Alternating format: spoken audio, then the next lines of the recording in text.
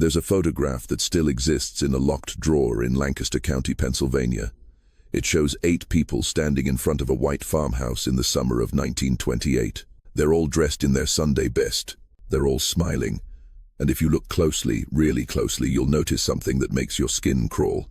Every single face looks almost identical. Same eyes, same jawline, same distant, hollow expression. This wasn't a family reunion. This was something far stranger. This was the 13th generation of the twin bloodline Pact, and what began as a religious experiment in the 1700s had quietly evolved into one of the most disturbing genetic experiments in American history. A secret kept behind barn doors and church basements.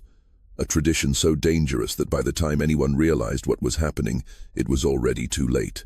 Hello everyone. Before we start, make sure to like and subscribe to the channel and leave a comment with where you're from and what time you're watching.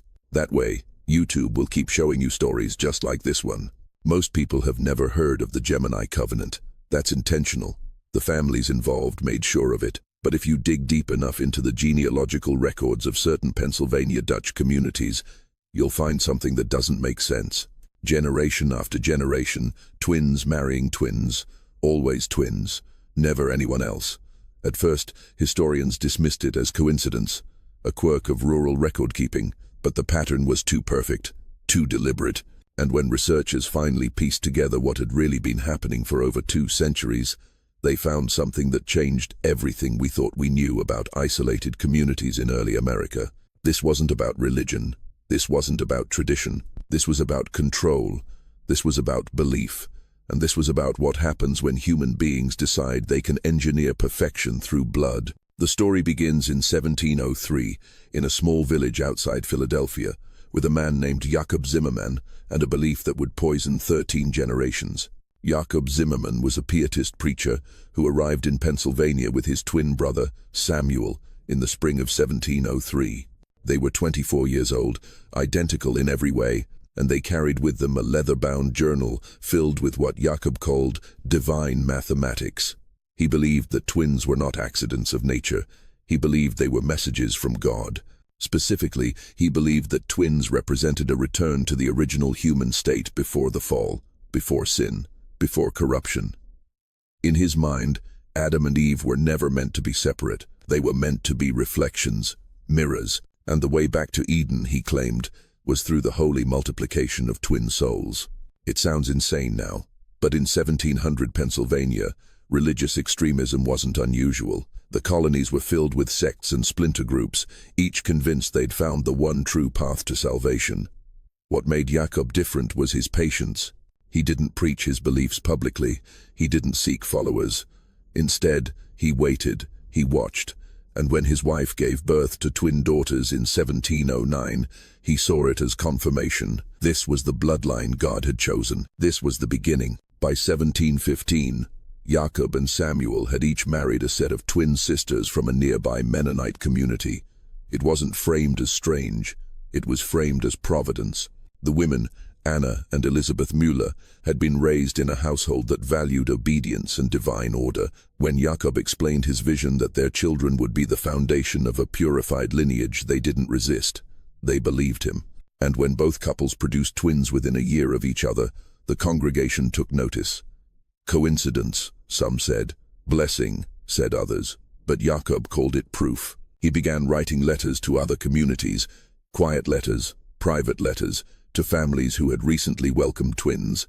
He spoke of a covenant, a sacred agreement that would span generations. If twin children only married other twin children, he argued, the bloodline would remain pure, the soul would remain undivided, and over time the families who followed this path would become closer to God's original design.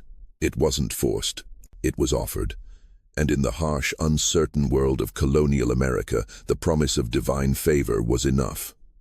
By 1732, 12 families had joined the Gemini Covenant. They didn't call it that yet. They just called it the Understanding. For the first 50 years, the Gemini Covenant seemed harmless, almost quaint. Families within the Pact kept careful records, noting every birth, every marriage, every set of twins. They saw it as a holy ledger, a genealogical testimony to God's plan. The children born into these families grew up knowing their futures were already decided. If you were a twin, you would marry a twin. It wasn't presented as a rule, it was presented as destiny. And because the community was small and isolated, because everyone involved shared the same belief system, no one questioned it. No one resisted.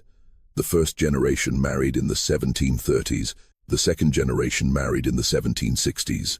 By the time the third generation came of age in the 1790s, the pattern had become tradition, and tradition, in communities like these, was stronger than law.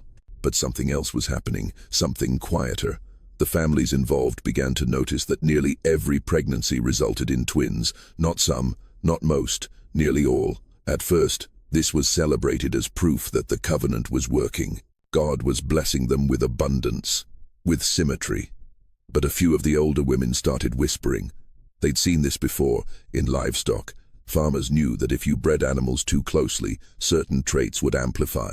The same litter size, the same coloring, the same weaknesses. But when someone suggested that maybe, just maybe, the same thing was happening to their children, they were silenced. This wasn't farming, this was faith. By 1800, the third generation was fully grown, and the cracks were beginning to show, not in their bodies, but in their minds. Several members of the community reported strange dreams, repetitive dreams, always the same images. A white room, a mirror, a face that looked like theirs but wasn't.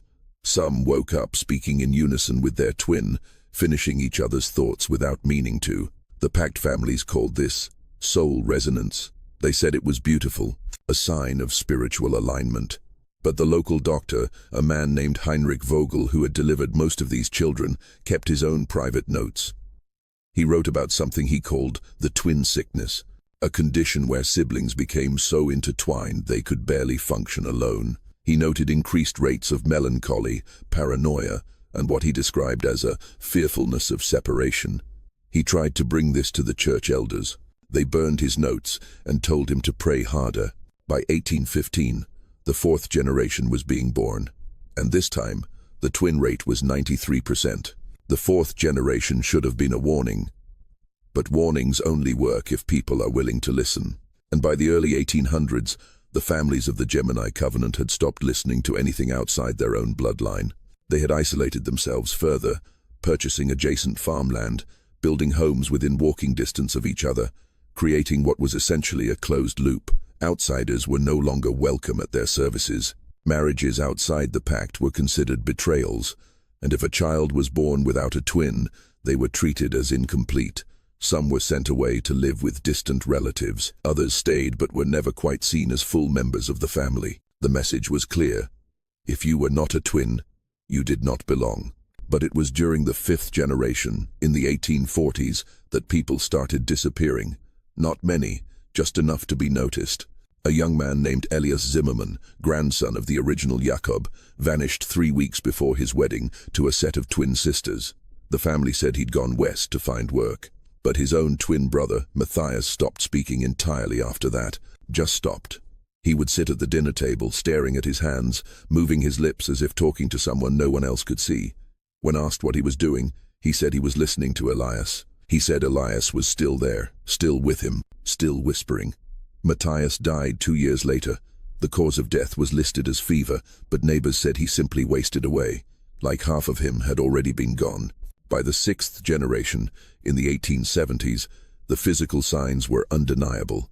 The children were still being born as twins, but now they looked more alike than ever. Not just similar, identical. Even fraternal twins were beginning to mirror each other in ways that shouldn't have been possible. Same height, same weight, same dental patterns. A visiting photographer named Ernest Bradbury took a series of portraits of the families in 1876 and later told a colleague that he couldn't tell who was who. He said it felt like photographing the same person over and over again. He said their eyes looked empty, like they were waiting for permission to exist. He never returned to Lancaster County. He said the place felt cursed. The seventh and eighth generations were the quietest. There are fewer records from this period, fewer letters, fewer births registered in the county logs. It's as if the families went underground. Church services stopped being listed publicly. Baptisms were done in private. When census takers came through in 1900 and 1910, They reported that many of the families refused to answer questions. Some homes had bars on the windows. One census worker wrote in his personal journal that he heard children singing inside one of the houses, but when he knocked, the singing stopped all at once, like someone had flipped a switch. He wrote, "It was the most unnatural silence I have ever heard." When he filed his report, he noted that 16 people lived in that house, all of them twins, all of them under the age of 25, and none of them had ever left the property. By the 1920s, the Gemini Covenant had become something else entirely. It was no longer about faith, it was about survival. The families involved were trapped in a cycle they could no longer control. The 9th generation came of age during World War I, and for the first time, some of the young men were drafted. They were sent to training camps. They were separated from their twins. And what happened next was documented by military physicians who had no idea what they were dealing with. Soldiers from the Pact families began experiencing what doctors called acute dissociative episodes. They would wake up screaming, clawing at their own faces, saying they couldn't feel themselves anymore. One young man, Abraham Stoltzfus, was discharged after he tried to carve his twin brother's initials into his own chest with a razor. He said he needed to bring him back inside. He said he couldn't breathe without him. When asked where his brother was, Abraham said he didn't know. His brother had never been drafted. He was still on the farm, 300 miles away. Abraham died by suicide 6 days after being sent home. The 10th generation, born in the 1920s and 30s, grew up in a world that was beginning to ask questions. Social workers occasionally visited the farms. Teachers noticed that the children from these families never played with others. They only played with their twins, and they played the same games, in the same way, every single day. A school teacher named Margaret Howell kept a diary of her experiences teaching several children from the Covenant families in 1934. She wrote that 2 twin girls in her class, Ruth and Rebecca, would sit at their desks and draw the same picture at the same time, not copying each other, drawing in perfect unison, the same lines, the same shapes. She tested them by separating them into different rooms. They still drew the same picture. When Margaret asked how they did it, Ruth looked at her and said, "We're not 2 people, we're 1 person in 2 places." Margaret requested a transfer the following week. By the 11th generation, in the 1950s, the outside world had begun to intrude. Doctors were visiting, psychologists were asking questions, and the families for the first time were afraid of being studied, afraid of being separated, afraid of what might happen if the truth came out. So they did what isolated communities always do when threatened. They closed ranks. They pulled their children out of public schools. They stopped going to town. They stopped talking to neighbors. And the marriages continued. Twins marrying twins, cousins marrying cousins. The bloodline folding in on itself like a piece of paper creased too many times. One local pastor, Reverend Paul Linden, tried to intervene. He went to one of the farms and begged them to stop. He said the children were suffering. He said this wasn't God's will. He was found 3 days later on the side of the road, confused and disoriented. He claimed he couldn't remember where he'd been, but his hands were covered in dirt, like he'd been digging or buried. If you're still watching, you're already braver than most. Tell us in the comments what would you have done if this was your bloodline. The 12th generation was born in the 1970s and 80s, and by then, the damage was irreversible. These were children who had never known anything outside the covenant. They had no friends beyond their siblings, no experiences beyond the farm, no identity beyond the twin they were bound to. But the most disturbing part wasn't what they lacked, it was what they had become. Medical records that were later obtained through a Freedom of Information Act request revealed something chilling. Multiple children from these families were hospitalized in the late 1980s for what doctors described as mirror trauma syndrome. They would injure themselves in the exact same way their twin had been, injured even if they were miles apart. One boy broke his arm falling off a tractor. His twin, who was at home in bed, began screaming and clutching his arm at the exact same moment. When they x-rayed him, there was no fracture, but he felt the pain. He felt everything. The doctors had no explanation. They wrote it off as psychosomatic, but the families knew better. They had always known. By the early 1990s, the covenant was falling apart. Several members of the 12th generation tried to leave. They ran away to nearby cities, tried to start new lives, tried to break free, but most of them came back. Not because they wanted to, because they couldn't function alone. There's a police report from 1993 about a young woman named Sarah Byler who was found wandering the streets of Philadelphia at 3 in the morning, barefoot and covered in mud. She kept saying she needed to get back to her sister. She said her sister was calling her. When the police asked where her sister was, Sarah said she was dead. She had died 2 years earlier in a farming accident, but Sarah could still hear her, still feel her. The officers took Sarah to a psychiatric hospital. She was released 3 days later into the custody of her family. No one ever saw her again. Her name appears on no further records, no death certificate, no marriage license, nothing. She simply vanished into the fold. And then came the 13th generation, the final generation, born in the late 1990s and early 2000s. By this point, the genetic consequences were impossible to ignore. The twin rate was now 100%. Every single pregnancy resulted in twins, but these twins were different. They were born smaller, weaker, many had developmental delays. Some didn't speak until they were 6 or 7 years old, and when they did, they spoke in a language only their twin could understand. Child Protective Services were called multiple times, but every investigation was quietly dropped. The families had money, they had lawyers, and they had secrets that went back 13 generations. Secrets that, if exposed, would have destroyed not just them, but the reputations of the churches, the local officials, and the historians who had turned a blind eye for 200 years. The last known marriage within the Gemini covenant took place in 2008. A pair of twin brothers married a pair of twin sisters in a private ceremony on a farm in Lancaster County. There were no guests outside the immediate family, no photographs were posted, no announcements were made, and within 5 years, all 4 of them were dead.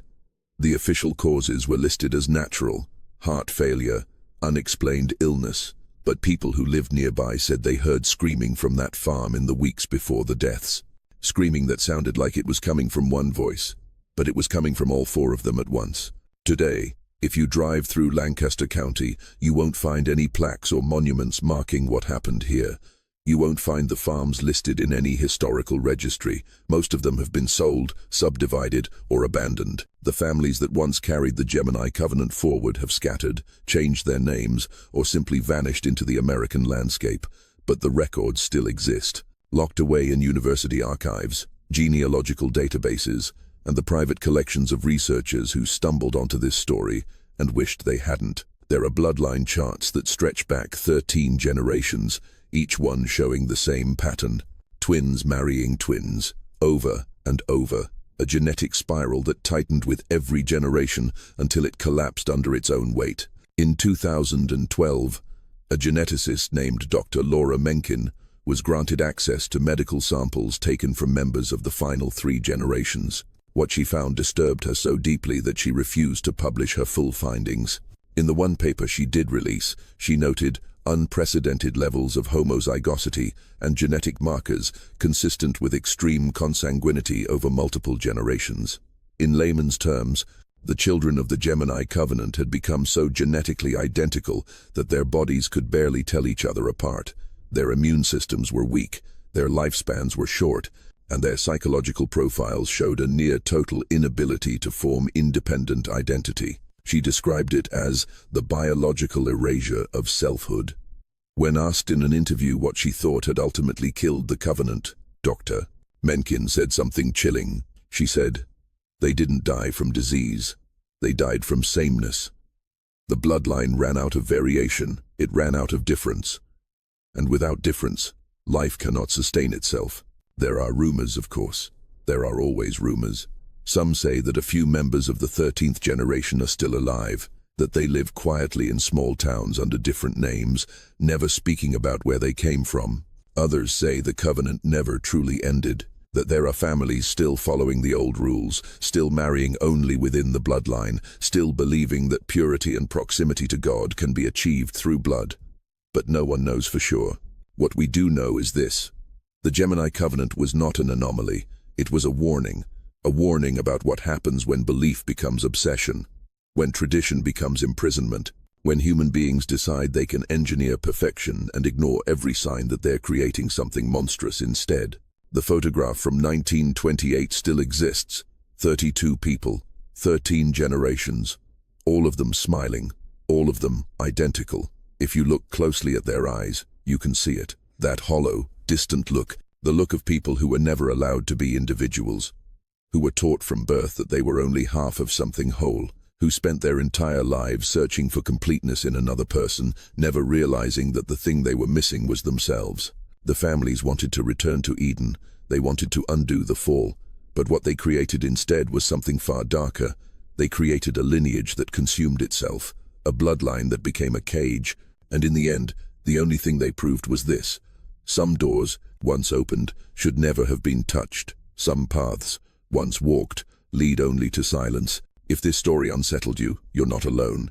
Leave a comment below and tell us what's the darkest family secret you've ever heard. And if you want more stories like this, stories that uncover the hidden and the forbidden, make sure you're subscribed, because the past is full of things we were never meant to find, and we're just getting started.